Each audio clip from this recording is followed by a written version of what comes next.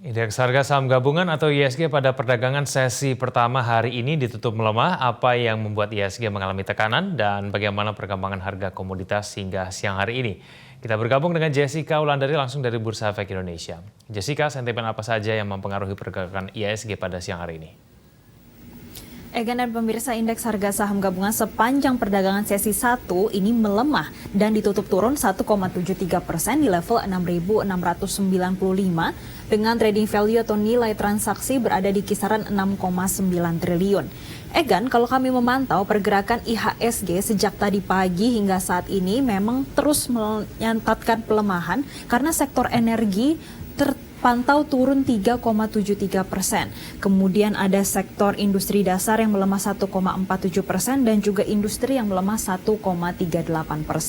Dan sepanjang perdagangan sesi 1 kami juga memantau untuk saham-saham berbasis energi, terutama yang pada tahun 2022 sudah mencatatkan penguatan lebih dari 100%. Hari ini pelemahannya berada di kisaran 3 hingga 4%. Kami memantau yang pertama ada Adaro yang melemah 4,24%, Rukun Raharja juga turun 4,33%, ada RMK Energy juga turun 2,63% dan juga Bumi Resources yang melemah hingga 5,81%. Kemudian kalau kami memantau, pergerakan IHSG juga dipengaruhi pelemahan pada sejumlah harga komoditas. Yang pertama ada harga CPO yang pada saat ini mencatatkan pelemahan 2,72%, posisinya di level 4.047 ringgit per tonnya, sedangkan untuk harga nikel pada siang hari ini juga melemah 4,33%. Posisinya berada di level 29.616 dolar per tonnya. Kemudian di satu sisi kami juga memantau pergerakan indeks harga saham gabungan juga masih dipengaruhi adanya fluktuasi dari harga komoditas minyak mentah dunia yang masih mencatatkan adanya pelemahan yang mana kami pantau untuk saat ini posisinya berada di level 73 dolar per barrelnya di kisaran angka tersebut, baik itu WTI dan juga Brent. Kemudian Egan, di satu sisi kami juga memantau pergerakan indeks harga saham gabungan ini tidak sama dengan pergerakan bursa secara regional. Kami memantau untuk pergerakan bursa regional pada siang ini justru mencatatkan penguatan. Nikkei terpantau menguat 0,41%. Hang Seng juga menguat 1,01% dan juga Straits Times yang menguat hingga 1,5%.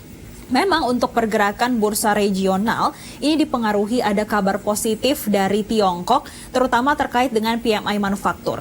Yang pertama terkait dengan PMI manufaktur Caixin Tiongkok yang pada bulan Desember dicatat sudah naik ke level 48, yang mana pada bulan November lalu posisinya berada di level 46,7. Kemudian ada catatan juga terbaru terkait dengan PMI manufaktur di Hong Kong, ini dari S&P. Kalau bulan Desember ini tercatat berada di level 49,6 atau ini lebih tinggi dibandingkan bulan November yang posisinya berada di level 48,7. Namun Egan, selain adanya sentimen positif tadi, pergerakan bursa regional juga mengikuti pergerakan bursa secara global, baik di Amerika Serikat dan juga di Eropa, karena adanya penguatan setelah risalah dari The Fed yang dirilis pada tadi malam, ini menyampaikan kalau The Fed masih akan fokus untuk menurunkan inflasi hingga di target 2%. Namun ini akan dilakukan secara bertahap sehingga ini menjadi sentimen tersendiri bagi pergerakan bursa secara regional dan juga pergerakan bursa secara global.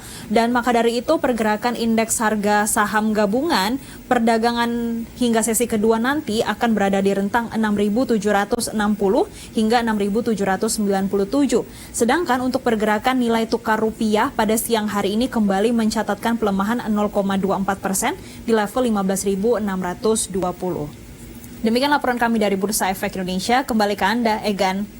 Terima kasih atas informasinya Jessica Wulandari.